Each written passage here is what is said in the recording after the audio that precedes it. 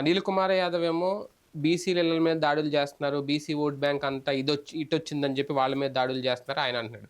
మేరుగు నాగార్జున ఏమో దళితులను రెచ్చగొడుతున్నావు చంద్రబాబు, దళితుల మీద దాడులు చేస్తున్నారంటే అధికార పక్షం కూడా కులాలని రెచ్చగొట్టి పోలింగ్ రోజున గొడవలు జరిగినాయి అంటే అనుకుందాం, పోనీ ఏదో జరిగినాయి అయిపోయినాయి. పోలింగ్ అయిపోయి 2 రోజులు అవుతున్నా ఇంకా అవి కంటిన్యూ అవుతున్నా, ఇంకా ఆ దాడులు ఆగట్లేదు, ముగింపు లేవు దానికి.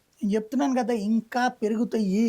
ఇది పోలీస్ శాఖ ఇప్పుడు ఒకటేంటంటే వీళ్ళు కావాలని కొంతమంది పోలీస్ అధికారిని తీపిచ్చేసి కొంతమంది కావాల్సిన వాళ్ళని పెట్టించుకున్నారు. అవును, దాని వలన వాళ్ళకి కంట్రోలింగ్ ఏంటో తెలియదు ఇది. రెండవది ఏంటంటే ఇద్దరి మీదనే కేసులు పెట్టేస్తున్నాం కదా అని అనుకుంటున్నారు.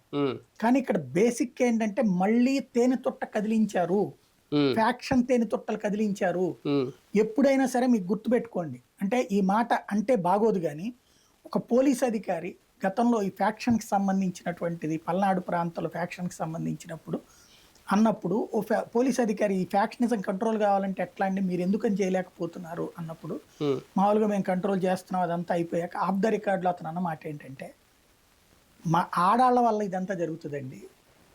ఒక ఊళ్ళో ఒకటి కొట్టాడు అనుకోండి, కొట్టిన తర్వాత వాడి ఇంటికి వస్తే మిగతా ఆ ఊళ్ళో చర్చ వస్తుంది, ఏంది మీ ఆయన కొట్టాడంట అని.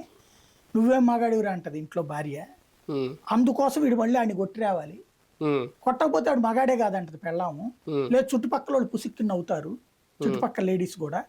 పల్లెల్లో గొడవలు జరుగుతుండేటువంటిది ఆడ